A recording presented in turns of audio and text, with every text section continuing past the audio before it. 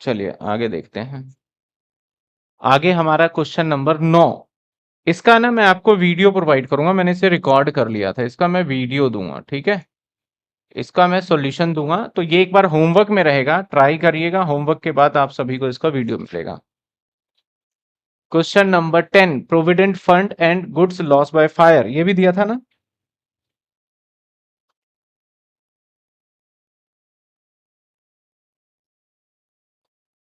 खूब सारे एडजस्ट करना है इसको, हो गया, फिर भी कर लेते हैं क्योंकि ऑनलाइन में नहीं हुआ ना।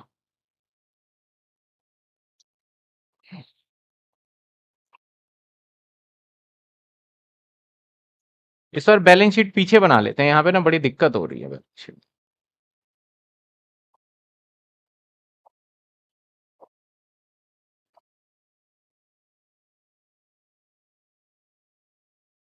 यहाँ पे ना पूरा एडजस्टमेंट कर करके ना बहुत छोटा हो जा रहा है, तो बेहतर है बैलेंस शीट पीछे बना लिया जाए।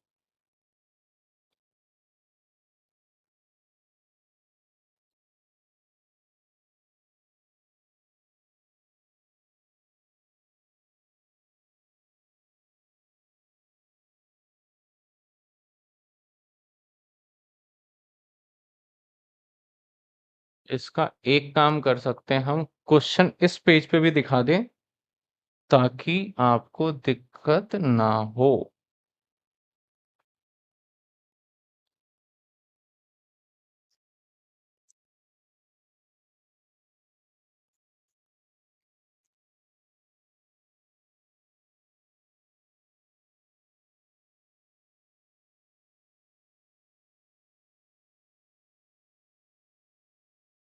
ये पूरा copy copy, next page, paste, ठीक है। अब दोनों पेज पे क्वेश्चन रहेगा तो दिक्कत नहीं रहेगा हमें, ठीक है। सेम क्वेश्चन है, ये हमारा क्या है, trading and profit and loss account, ठीक है।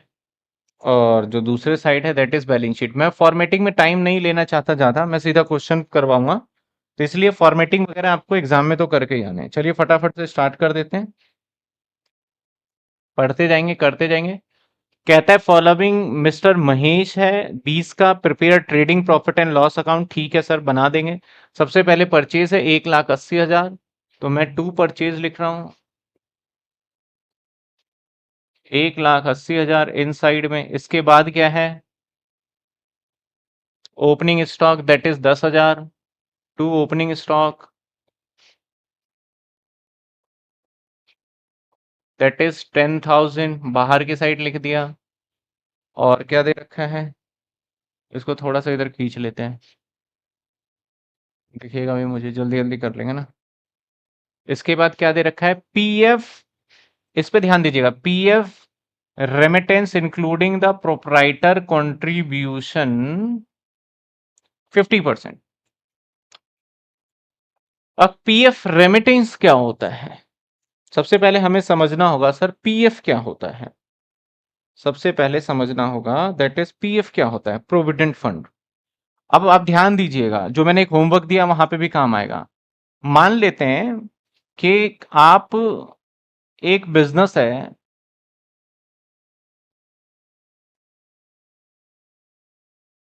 इस बिजनेस के अंदर मान लेते हैं ये एक्स वाई जेड कोई भी बिजनेस है, कंपनी है, और एक एम्प्लॉय जब जॉब करने जाएगा यहाँ पे, तो नॉर्मली आप सभी जब पढ़ रहे हैं तो आप लोगों का एक टारगेट जरूर सेट होगा कि हम जॉब पे चले जाएंगे, इतने टाइम बाद तो जॉब पे चले जाएंगे, ठीक है ना, ये सेट रहता है टारगेट। मान लेते हैं कि ये 25 साल की जब इसकी उम्र होगी, तो ये क्या करेगा, जॉब के लिए चले जाएगा, कहीं भी जाए जॉब के लिए, जरूरी नहीं कि वहां जाए। तो ये फाइनली 25 साल के बाद ये जॉब के लिए कंपनी के अंदर चला जाएगा। कौन चला जाएगा सर, मिस्टर ए चला जाएगा। अब बताओ इसकी नौकरी करने की कैपेसिटी कितने साल तक रहेगा, क्या ये 100 सालों तक नौकरी कर सकता है यहाँ पे, नहीं कर सकता। कुछ लिमिट्स, जब तक इसके बुढ़ापा नहीं आ जाता तब तक नहीं करेगा। तो नॉर्मली गवर्नमेंट का रूल है कि आप किसी भी व्यक्ति को 14 साल से कम वाले बच्चे को नौकरी पे नहीं रख सकते, और 60 साल से ऊपर वाले व्यक्ति को नौकरी पे नहीं रख सकते। लेबर लॉ का रूल है ये। वो अलग बात है कि आप देखते हो बच्चे कर रहे होते हैं, वो छुपा के करवा रहे होते हैं काम। अगर 14 ईयर बिलो कोई बच्चा कहीं काम करता है, आप कंप्लेन करोगे तो उस दुकान वाले की दुकानदारी बंद हो सकती है। और 60 साल से ऊपर को नहीं रखना देते। और हालांकि 60 साल से ऊपर के व्यक्ति को ना कभी भी ना जनरली दुकानदार मतलब बिजनेसमैन रखना भी नहीं चाहता, क्योंकि वो उतना एफिशिएंसी काम नहीं कर पाता। ठीक है ना। तो अब ये अपनी उम्र का देखा जाए तो इस बिजनेस के अंदर टोटल 45 ईयर और इसको देगा। 45 ज्यादा हो गया ना, 35 ईयर और देगा इसको, 35 ईयर। अब यहाँ पे इसको मान लेते हैं, लेट सपोज कि हर महीने का इस व्यक्ति को 30,000 रुपए सैलरी मिलता रहा था। हर महीने इस व्यक्ति को 30,000 रुपए का सैलरी मिल रहा था। जब इस व्यक्ति को हर महीने 30,000 रुपए का सैलरी मिल रहा होगा तो ये यूज भी कर रहा होगा। लेकिन अब मान लेते हैं कि इसकी उम्र 80 साल तक ये जिंदा रहता है, तो आने वाले 20 सालों तक इसको अपना जीवन जो है वो चलाना काफी कठिन हो जाएगा, और इसको डिपेंडेंट होना पड़ेगा अपने बच्चों के ऊपर या किसी और के ऊपर टोटली। तो गवर्नमेंट कहता है कि भैया हमें आपके बिजनेस में इसने अपनी पूरी जीवन लगा दी, तो बिजनेस आपकी जिम्मेदारी बनती है, आपकी रिस्पॉन्सिबिलिटी बनती है कि आप इसका आगे तक ख्याल रखें। मतलब 20 साल आपने तो इसका मान लेते हैं कि एकदम वो वाला लाइफ जो कि आपके यूज का था आपने यूज कर लिया, बाकी आपने फेंक दिया। इसका मतलब आपको आगे तक ध्यान रखना होगा। और इसके लिए आपको क्या क्या देना होगा? आपको इसको पेंशन देना होगा, जो कि अभी देखा जाए तो एक मान लेते हैं आंदोलन वगैरह भी चल रहा है कई जगह पे पेंशन का। आपको इसको ग्रेजुइटी देना होगा। और आप एक काम और करो, इसको 30,000 रुपए मत दो, इसको एक काम करो, आप 3,000 रुपए इसके सैलरी में से काट लो और इसको कितना दो? मात्र 27,000। और अब इसके हैंड में, इन हैंड की बात करें तो एम्प्लॉय के हैंड में कितना जाएगा? 27,000। लेकिन एम्प्लॉय की सैलरी कितनी कंसीडर की जाएगी? 30,000। अब एम्प्लॉय बोलेगा भाई 27,000 क्यों? तो गवर्नमेंट का रूल है, काट लिया गया। अब ये जो 3,000 आपने काटा है उसे एक गवर्नमेंट का ऑफिस होता है, गवर्नमेंट ऑफिस, ये 3,000 रुपए आपको काट के अपने पास नहीं रखना है। ये जो 3,000 आपने काटे हैं इसके सैलरी में से, इस 3,000 रुपए को जमा करवा दो जाके गवर्नमेंट ऑफिस में। और सिर्फ 3,000 नहीं, आपको अपने पॉकेट से भी 3,000 और निकालने पड़ेंगे। और ये भी 3,000 रुपए आप जाइए और जमा करवा दीजिए कहाँ पे? गवर्नमेंट ऑफिस में। तो देखा जाए तो इसका टोटल जो है हर महीने का कितना जमा होगा? अब हर महीने का 6,000 काम कितने करेगा? 25 साल। तो 25 इंटू में 12 महीने, तो आप देखो कितना जमा कर पाएगा ये पूरे 25 सालों में। 25 इंटू में 12, 300 महीने इंटू 6,000, तो एक 18 लाख रुपए इसका जमा हो जाएगा। और इसके ऊपर ब्याज व्याज लगा के करीब 25 लाख रुपए मिलेगा। और मेरे हिसाब से इसको अगर इतने सारे पैसे दे दिए जाएं, ये हो गया, पेंशन हो गया, ग्रेजुइटी हो गया, तो इसको अपने 60 साल की उम्र के बाद अगर इसको अपने बेटे बेटी की शादी करनी है वो भी मैनेजेबल कर लेगा। अगर अपने लिए एक छोटा सा घर वर लेना है शांति के लिए, वो भी। तो गवर्नमेंट इस बुढ़ापे का ख्याल रखने के लिए, अगर गवर्नमेंट ने ये रूल नहीं बनाया तो फिर गवर्नमेंट को वोट तो ये तो पूरी जिंदगी दे सकते हैं। ऐसा तो है नहीं कि 60 के वाला वोट नहीं दोगे। तो जब वोट लेने जाएंगे तो ये बोलेगा भाई हमारे लिए क्या कर रहे हो? तो ऐसे सिचुएशन में गवर्नमेंट प्री प्लान करके जहां काम करते हैं उसी के ऊपर सारा रिस्पॉन्सिबिलिटी दे देते हैं, अपनी रिस्पॉन्सिबिलिटी से छुटकारा पा जाते हैं वो।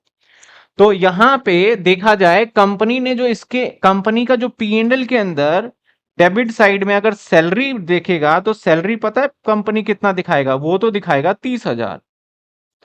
ठीक है, और 3,000 रुपए और अपने जेब से काट के जमा करेगा। तो इसका मतलब सर एक्चुअल देखा जाए तो कंपनी इस एम्प्लॉय के ऊपर खर्च रहा है कितना, 33,000। यानी कंपनी प्रॉफिट एंड लॉस में इसके नाम से सैलरी को रिकॉर्ड करेगा 33,000। और अगर कंपनी ने ये 3,000 प्लस 3,000 अगर गवर्नमेंट के पास जमा नहीं कराया, अपने पास ही होल्ड करके रख रहा है, तो कंपनी के लिए लाइबिलिटी है कि आज नहीं तो कल उसको ब्याज के साथ जमा करवाना पड़ेगा। और ये जो 3,000 रुपए ये काट के अपने पास रख रहा है, that is called provident fund. इसको क्या बोलते हैं हम, प्रोविडेंट फंड। इसको शॉर्ट फॉर्म में पीएफ या ईपीएफ भी बोला जाता है। तो जब भी किसी एम्प्लॉय के सैलरी में से एक सर्टेन अमाउंट डिडक्ट कर लिया जाता है और वो अमाउंट जाके हम किसी को, गवर्नमेंट को पीएफ ऑफिस में डिपॉजिट करना होता है, तो कोई बात नहीं। अगर पीएफ ऑफिस में डिपॉजिट नहीं किया तो हमारे ऊपर लाइबिलिटी बन गई कि हमें जमा करवाना है। किसको जमा करवाना है, हमें गवर्नमेंट ऑफिस को। तो पीएफ हमारे लिए एक तरीके से, अगर आपको पीएफ क्रेडिट में दिख रहा है तो that is liability for us, हमारे लिए क्या है, लाइबिलिटी रहेगा। ठीक है ना। तो यहां पे क्वेश्चन में सेम देखा जाए तो यहां पे कहता है पीएफ रेमिटेंस इंक्लूड आपका प्रोपराइटर कंट्रीब्यूशन 50%। इसका मतलब मालिक, प्रोपराइटर का मतलब कौन होता है, मालिक। मालिक भी 50% देगा, जो कि इसके अंदर इंक्लूडेड है। यानी टोटल इसके ऊपर लाइबिलिटी जो बन रही है, वो टोटल लाइबिलिटी कितनी बन रही है साहब इसके ऊपर। तो सिंपल सी बात है, ये 1,200 रुपए का जो है ये लाइबिलिटी है, इसने अभी तक जमा नहीं कराया, इसलिए लाइबिलिटी में शो हो रहा है।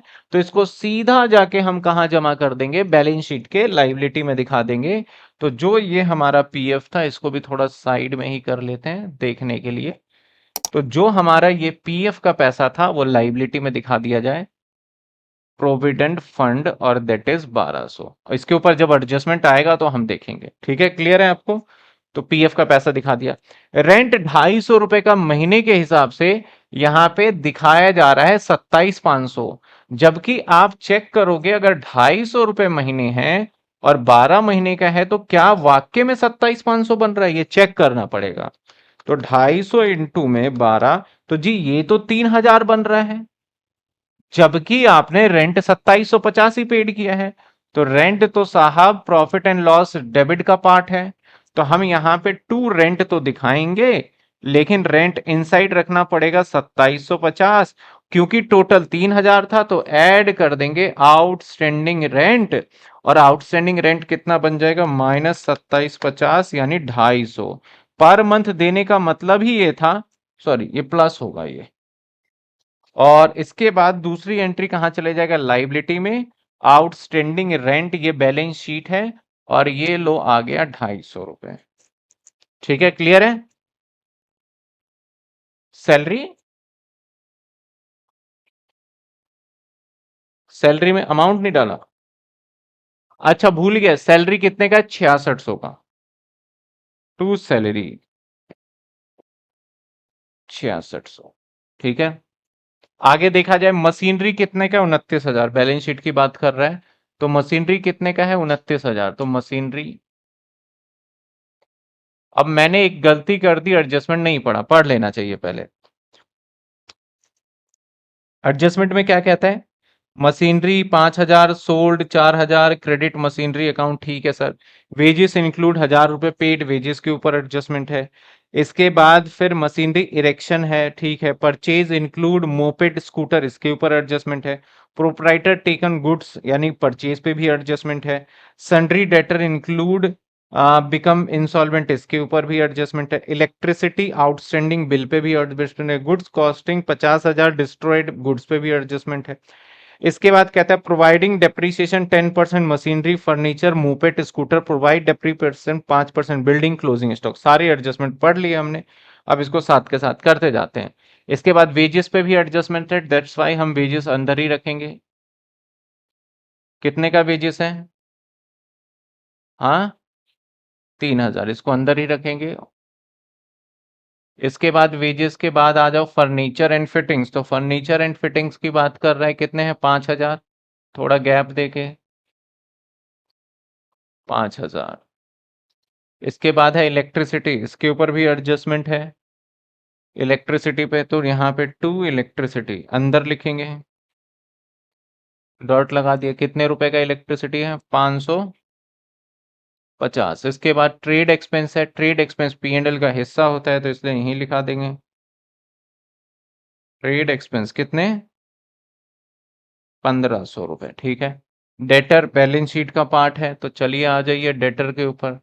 यहाँ डेटर दिखाया, कितने रुपए डेटर है? 10,500। इसके बाद इंटरेस्ट ऑन लोन दे रखा है, पी एंड एल का पार्ट है, तो interest on loan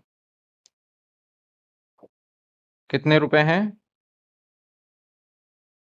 interest on loan कितना है? 900। और इसके ऊपर भी एडजस्टमेंट है, तो इनसाइड रखेंगे, क्योंकि आप देखोगे क्वेश्चन में डेट दिया हुआ है। तो आप चलिए लिख लीजिए यहाँ पे 900। चलिए, हमें थोड़ा साइज रिड्यूस करना है,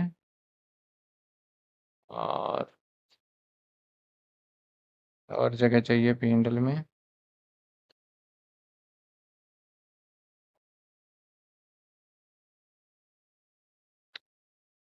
इसको बढ़ा देते हैं देखने के लिए।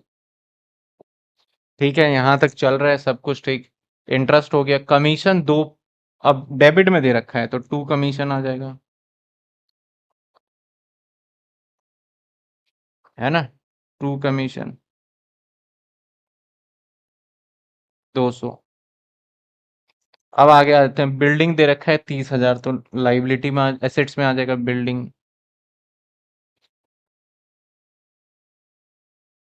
30,000। इसके बाद कमीशन बिल्डिंग सेल्स दे रखा है 2,05,000, तो आ जाइए 2,05,000 बाय सेल्स।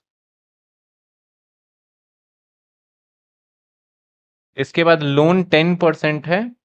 कहता है लोन 10% इंटरेस्ट रेट है, दैट इज 10,000 रुपए है, तो लोन जो दे रखा है लाइबिलिटी में आ जाएगा 10%। और कितना है हमारा? 10,000। अब इसके ऊपर पूरे साल का ब्याज होगा जब डेट नहीं दे रखा, तो इसके ऊपर अगर इंटरेस्ट निकाले ना तो 1,000 बनता है। और आप पहले से देखो इंटरेस्ट जो दे रखा था ना आपको, दैट इज कितना दे रखा था? 900। यानी इसका मतलब सर क्या हुआ कि इंटरेस्ट पे 100 रुपए आउटस्टैंडिंग इंटरेस्ट रहेगा, दैट इज 100 रुपए, और ये बनेगा पूरा 1,000। और बैलेंस शीट के लाइबिलिटी में आउटस्टैंडिंग इंटरेस्ट के नाम से आ जाएगा हमारा कितना? 100 रुपए। ठीक है। इसके बाद आ जाते हैं क्रेडिटर। हमारा 10%। क्रेडिटर कितने का है बताइए? 10,000। 15 है। 15,000। कि जो आप ये वीडियो देख रहे हैं, इस वीडियो को बनाने में हमारी बहुत मेहनत है। क्लास को रिकॉर्ड करने से लेके एडिटिंग तक, नोट्स को बनाने तक काफ़ी मेहनत है। तो प्लीज़ आप इस चैनल को सब्सक्राइब जरूर करिए और अपने दोस्तों को भी शेयर करिए कि इस चैनल पे आपको बीकॉम की सारे कंटेंट्स अवेलेबल होते हैं। कैपिटल दे रखा है 55,000। 55,000। इसके बाद ड्राइंग 5,000, तो माइनस ड्राइंग। इसके बाद कैश दे रखा है 1,200, तो कैश तो एसेट्स में आएगा। कैश 1,200, ये थोड़ा खुला खुला हो गया है ना। अब एडजस्टमेंट कहते हैं।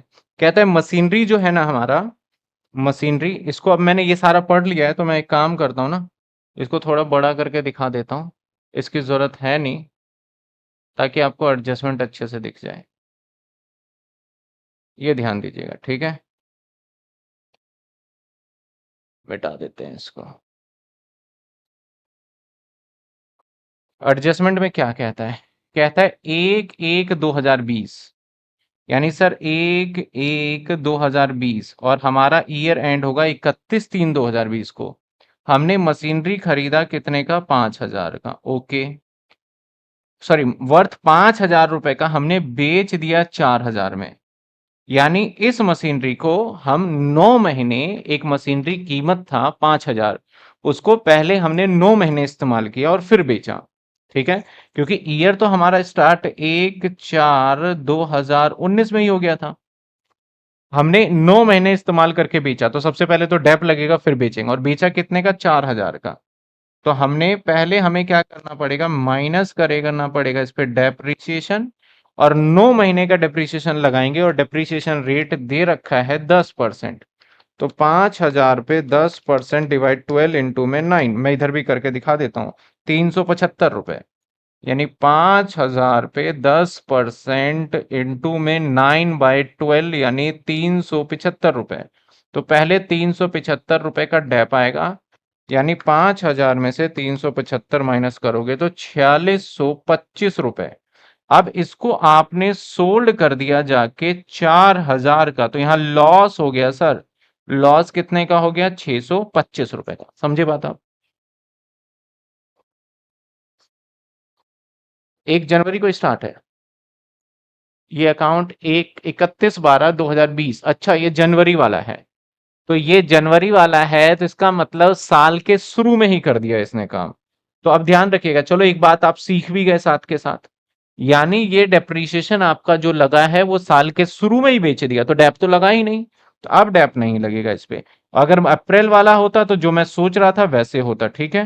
तो इसका मतलब सर इसे आपने सिंपल सा सोल्ड किया 4,000 का, और जो लॉस काउंट होगा दैट इज 1,000 रुपए लॉस। लॉस तो चला जाएगा प्रॉफिट एंड लॉस के डेबिट में, अब ये नहीं रहेगा, ये वाला जो मैंने कैलकुलेशन किया नहीं रहेगा। और दूसरा सेल जो है, अब देख लेते हैं क्या कहता है। एंड क्रेडिट मशीनरी अकाउंट, और हमने मशीनरी अकाउंट को क्रेडिट कर दिया है। वेजेस 1,000 रुपए paid for machinery erection charges. तो अब इसका मतलब भाई साहब आपने कितने का बेच दिया इसको? 4,000 का। तो सबसे पहले आप अपने मशीनरी को घटा दीजिए। मशीनरी कितने से घटेगा? लेस कर दीजिए मशीनरी को, किससे? 5,000 से। Less sold. आपका तो मशीनरी पूरे 5,000 का निकल गया, है कि नहीं? माइनस हो गया, ठीक है। और बेच के कितना पैसा आया आपके पास? That is 4,000। तो 4,000 आपके पास पैसा आया होगा, तो आपको कैश में ऐड कर देना चाहिए 4,000। 1,200 था ना पहले, तो प्लस कर दीजिए सोल्ड मशीनरी कैश में 4,000। अब भाई साहब 1,000 रुपए का रह गया नुकसान, तो नुकसान आ जाएगा पी एंड एल के डेबिट में, टू लॉस ऑन मशीनरी 1,000। इसको थोड़ा क्लियर लिख दें, लॉस ऑन मशीनरी। ठीक है, समझ में आई बात आपको? अगर ये कहता कि सेल्स में इंक्लूड है ये, तो हम सेल्स को माइनस कर देते हैं, है ना, जैसे कि पिछले क्वेश्चन में इन्वेस्टमेंट था हमारा। ठीक है, चलिए आगे क्या कहता है एडजस्टमेंट में और देख लेते हैं। कहता है वेजेस इंक्लूड 1,000 रुपए paid for machinery erection charges. Machinery erection क्या होता है, चलो मैं दिखा देता हूं। जहां पे मशीनरी बनाई जाती है ना, उसे बोलते हैं इरेक्शन। एन ERY, इरेक्शन, ERECTION।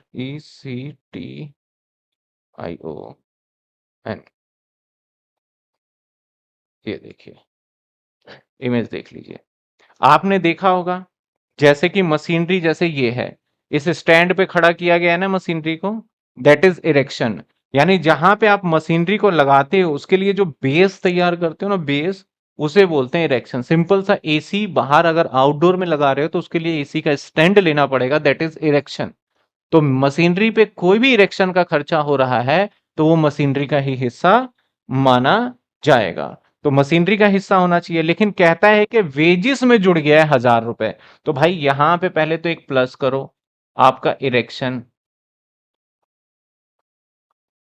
1,000, और वेजिस में से क्या कर दो? माइनस कर दो, लेस कर दो इरेक्शन 1,000 रुपए। ठीक है, चलिए आगे आ जाते हैं। ये थोड़ा सा जगह ज्यादा लेगा तो इसको हम सभी को नीचे शिफ्ट कर देते हैं। आ जाओ, सभी को नीचे ले आता है। ठीक है, चलो आगे पढ़ते हैं। क्वेश्चन में क्या कहता है? क्वेश्चन में कहता है परचेज, जो हमने खरीदारी करी है, इंक्लूड कॉस्ट मोपेड स्कूटर 5,000। भैया स्कूटर तो हमारा एसेट्स होता है, लेकिन आपने किस में ऐड ऑन कर रखा है? ये परचेज में। तो आपको परचेज से क्या कर देना चाहिए? इसको माइनस, और बैलेंस शीट के एसेट्स में ले जाना चाहिए। तो सबसे पहले हम लेके आते हैं बैलेंस शीट के एसेट्स में, किस नाम से? मोपेड। मोपेड जानते हो क्या होता है? हाँ, पुराने टाइम पे कार स्कूटर वगैरह होता था, उसको हम बोला करते थे मोपेड 5,000। और किस में से माइनस कर दिया जाए? लेस मोपेड 5,000 180 में से। ठीक है, चलिए आगे देखते हैं और क्या कहता है। अगर आगे देखा जाए, कहता है proprietor taken a goods costing 1,000 रुपए which was no entry has been made. यानी मालिक ने 1,000 रुपए किसके लिए ले लिया? प्रोपराइटर ने लिया, तो पर्सनल यूज हो गया। तो 1,000 रुपए एक तो ड्राइंग हो गया साहब, ये जब ड्राइंग हो गया तो एक तो यहां से माइनस होगा 1,000 रुपए, और क्योंकि गुड्स लिया है तो एक परचेज से भी माइनस हो जाएगा ड्राइंग 1,000 रुपए। ठीक है, अब इस पे और भी एडजस्टमेंट है, सो दैट इसको हम थोड़ा सा इन सभी को नीचे ले आते हैं। परचेज के ऊपर लॉस बाय फायर भी है शायद, यहाँ रखते हैं इसको। ठीक है, चलिए।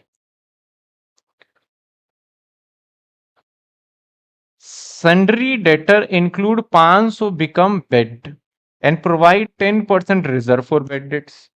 ओके, सन्ड्री डेटर पे आप माइनस करिए पहले 500 रुपए एज अ बेड डेट्स।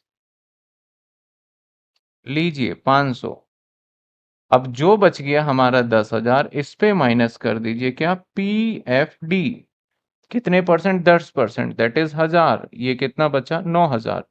तो ये 500 और ये दोनों ही आएंगे P&L के डेबिट में। तो एक तो आ जाएगा हमारा बेड डेट्स 500, और एक आ जाएगा PFD 1,000। ठीक है, आगे आ जाते हैं। इलेक्ट्रिसिटी आउटस्टैंडिंग 50, तो लाइबिलिटी हो जाएगा एक तो। आउटस्टैंडिंग इलेक्ट्रिसिटी कितने का? 50। और दूसरा कहाँ चला जाएगा हमारा? ऐड हो जाएगा आउटस्टैंडिंग इलेक्ट्रिसिटी 50, दैट इज 600। चलिए, हमने ये भी पढ़ लिया है।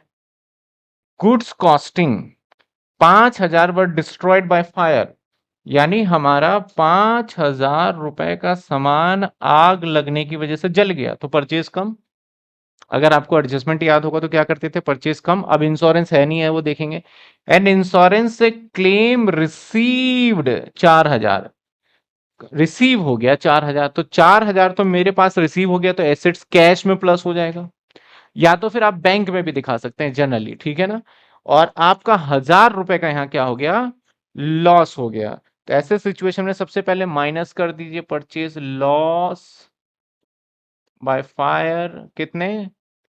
5,000। अब देखिए कितने एडजस्टमेंट हो गया। दूसरी एंट्री लॉस है, आपको यहां लिख देते हैं to loss on loss by fire, loss by fire 1,000। और जो पैसा आपको मिल गया है वो या तो कैश में प्लस कर दीजिए या अलग से बैंक दिखा दीजिए। तो मैं यहाँ पे कैश में ही प्लस कर देता हूँ, क्योंकि ऐसा कुछ बताया नहीं है सवाल में, तो दोनों जगह ठीक रहेगा। Plus claim. अगर बोला जाता ना कि इंश्योरेंस क्लेम बस है, क्लेम रिसीव नहीं हुआ, तो बस इंश्योरेंस क्लेम के नाम से दिखा दे। यहाँ बोल रहा है क्लेम रिसीव्ड हो गया, तो पैसा मिल गया होगा भाई। कितना मिला होगा? 4,000। ठीक है, अगले पॉइंट पे चलते हैं। Provide depreciation 10% on machinery. तो भैया अब ये जो मशीनरी बचा है हमारे पास, अब सही महीने में बचा है कितने रुपए का? 25,000। और इस पे माइनस कर देंगे डेप्रीशिएशन, दैट इज 10% का मतलब 2,500 रुपए। ठीक है, पहला पॉइंट डन। और फर्नीचर पे और क्या कहता है? मशीनरी के बाद फर्नीचर एंड मोपेड पे भी, ओके, फर्नीचर पे भी 10% लो जी डेप्रीशिएशन 500। एंड मोपेड पे भी लगाओ माइनस डेप्रीशिएशन 500 रुपए। आगे कंटिन्यू में क्या कहता है? लेकिन 5% प्रोवाइड करना है डेप्रीशिएशन बिल्डिंग पे। ओके, बिल्डिंग पे माइनस करो डेप्रीशिएशन 5%, दैट इज 1,500। ठीक है, और कहता है क्लोजिंग स्टॉक हमारा कितना है सर? क्लोजिंग स्टॉक हमारा है 12,000। तो ये तो यहीं खत्म हो गया, यहीं दिखा देते हैं क्लोजिंग स्टॉक। एक तो एसेट्स में आ गया, कितने? 12,000। और दूसरा यहाँ आ जाएगा बाय क्लोजिंग स्टॉक 12,000। सभी के सभी डेप्रिसिएशन को नीचे दिखा दिया जाएगा। ये आ गया। जितने भी डेप्रिसिएशन है सभी डेप्रिसिएशन को एक साथ दिखा देते हैं, डेप्रिसिएशन प्लस करके, ठीक है। लेकिन एग्जाम में ये गलती मत करिएगा, एग्जाम में आप अलग अलग दिखाना है आपने। तो देखते हैं कितने डेप्रिसिएशन है सर। 2500, 500, 3000, 3500, 3500 के बाद 1500, यानी 5000। बस 5000 डेप है, ठीक है। तो मैं यहाँ पे 2500 प्लस 500 प्लस 1500 और प्लस 500, यानी कितने का हो गया? 5000। आप भी चेक कर लीजिएगा एक बार। क्लियर? क्लोजिंग स्टॉक सब कुछ हो गया, और तो कुछ रहा नहीं हमारा। अब इसके ऊपर मैंने कहीं गैप छोड़ा हुआ है, कहीं भी नहीं छोड़ा, सब कुछ फुलफिल हो चुका है। तो फटाफट से अब बस एडजस्टमेंट को हम कर तो लिया हमने, बस टोटलिंग पे फोकस करते हैं अब। ये रहा टोटल, ध्यान से करना होगा total. 180 minus 5000 minus 1000 minus 5000, that is 169। और ये आ जाएगा 2000, ठीक है। ये कुछ भी नहीं रहा, तो 2,00,000, 5,000 और 12,000, 2,00,000, 2,17,000। और आ गया हमारा यहाँ पे 2,17,000। सर हाँ, क्वेश्चन देखो पुरानी बुक में कहीं ना कहीं थोड़ी बहुत चेंजेस कर दी होगी, बाकी आपको सामने क्वेश्चन है, इसे मैनेज करना पड़ेगा। 2 GP, हाँ, 36,000 ये लीजिए। और बाय साइड में आ जाएगा GP 36,000। अब टोटलिंग का प्रोसेस देखते हैं।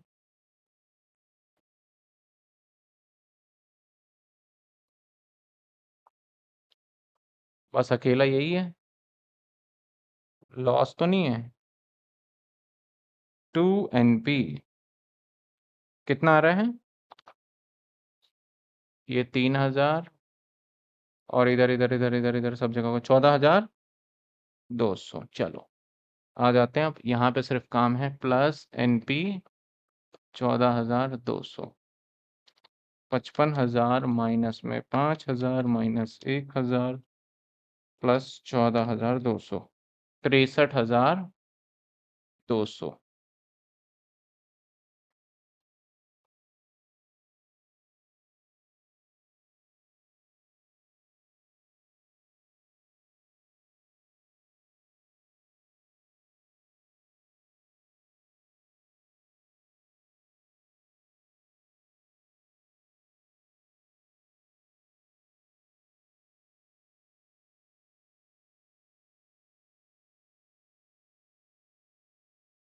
चलिए,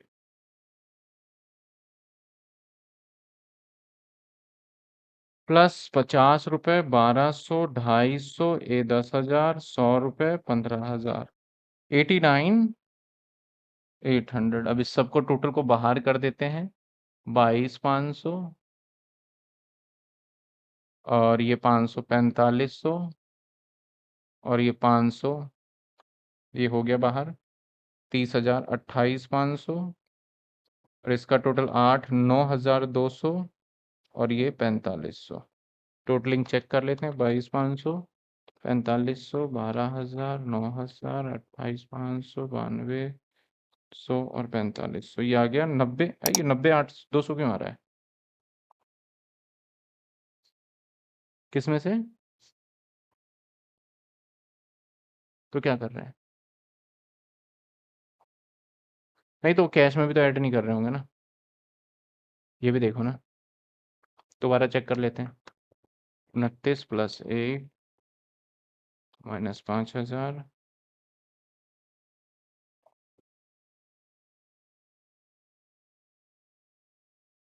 उन्होंने नेट कर दिया, चिंता मत करो। 9,000, 28,500, 92,100, 4,500, 90,200।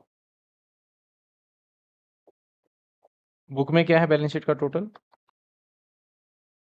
800, यानी 400 रुपये। मोटा मोटा 400 रुपये कहाँ छोड़ दिया हमने? कहीं माइनस तो गलत नहीं करा? 4500, 4500। आपने पी एंड एल प्रॉफिट यही था सेम सब आपका? यहाँ तो कम नहीं है क्योंकि आप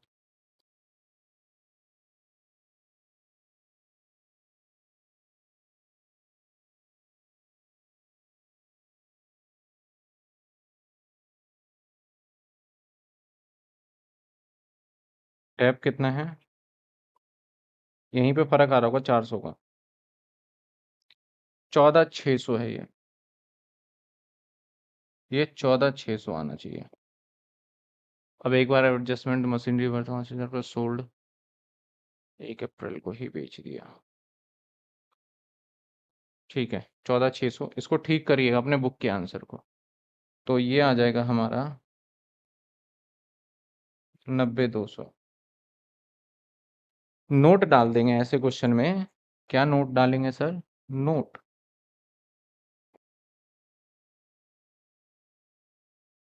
machinery sold ₹5000 include in the machinery ₹29,000। तो हमने मान लिया है, अजम्पशन डाल दिया, किसमें जुड़ा हुआ है, बात खत्म। क्योंकि ऐसे कहीं भी पता नहीं चलेगा कि भैया ये 5,000 रुपये अलग हो चुका है। ठीक है, बुक में नोट दिया ही नहीं दूंगा आपका। सोल्यूशन ये हो गया। ये था हमारा एक और क्वेश्चन, एक ही जगह दिखा देते हैं और आ जाइए इधर भी आपको दिखा देते हैं। ये तो दिख ही रहा है, खैर और छोटा करना पड़ेगा इसे। क्या करा जाए? चलो छोटा करते हैं, दिखाने के लिए इसका कोई इलाज तो होगा। इस सबको इधर शिफ्ट मारो और इसको थोड़ा सा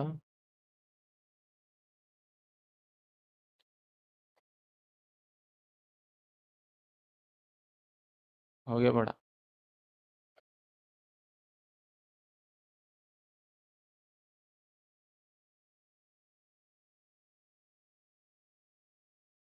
चलो वो तो दिख जाएगा। ठीक है, ये था हमारा क्वेश्चन नंबर 10। टोटल कितने क्वेश्चन है? 30 है, 32 है? बुक से या 10 ईयर से? सर थ्योरी कैसे करने? थ्योरी आपके ना ज्यादा से ज्यादा 10-15 नंबर का, वो मैं सारा बताऊंगा क्या थ्योरी रहेगा। अभी आपको थ्योरी नहीं, सिर्फ प्रैक्टिकल पे फोकस करिए। कितने क्वेश्चन है टोटल बुक में? 21 है, जिसमें हम 10 तक पहुंच चुके हैं। ठीक है, चलिए 11वें क्वेश्चन पे चले। हाँ, कोई बात नहीं।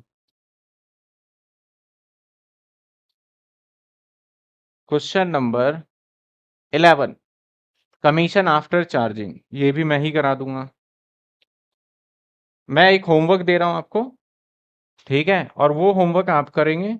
ये भी होमवर्क में आपको जैसे नहीं होगा ना होमवर्क, तो रजिस्टर में आप छोड़ देंगे उतनी लाइन। ठीक है, जो समझ में नहीं आएगा फिर बाकी मैं कराऊंगा। ये भी होमवर्क में दिया जा रहा है आपको, क्योंकि एडजस्टमेंट हम सब कुछ कर चुके हैं। ये भी होमवर्क में, सिर्फ जीएसटी वाला नहीं दूंगा, बाकी तो सारा दे देते हैं। इस पर जीएसटी है, जीएसटी है, जीएसटी है, जीएसटी है, जीएसटी। ये वाला भी होमवर्क है। अगली क्लास में जो 2 क्वेश्चन बीच में छोड़ा है ना, रिवाइज वैल्यू वाला, मैनेजमेंट वाला, वो भी खत्म कर लेंगे होमवर्क। और एक ये भी homework, unlisted the following additional information profit and loss year ended balance sheet, ये नहीं, ये मैं कराऊंगा। फाइनल अकाउंट पार्टनरशिप, हम ये नहीं, पार्टनरशिप अभी नहीं कराया है। ठीक है, आपको पीडीएफ मिलेगा, उसमें होमवर्क नोट करिएगा। ये भी नहीं कराया पार्टनरशिप।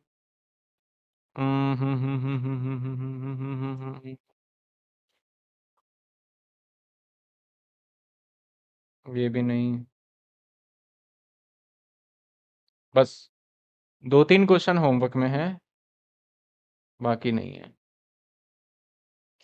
टोटल कितने क्वेश्चन बताए आपने? नहीं नहीं, वैसे 29। ठीक है, चलो हो जाएगा वो। बस थोड़ा सा इसके अंदर होमवर्क आप थोड़ा फोकस करके कर लो, कोई दिक्कत नहीं होगी। ये वाला आज मैंने करवाया था, जिसको नोटिंग करना है ये समझाया था, ये रिजर्व का एक और एडजस्टमेंट है, एडजस्टमेंट की जगह पे इसको नोट कर लो।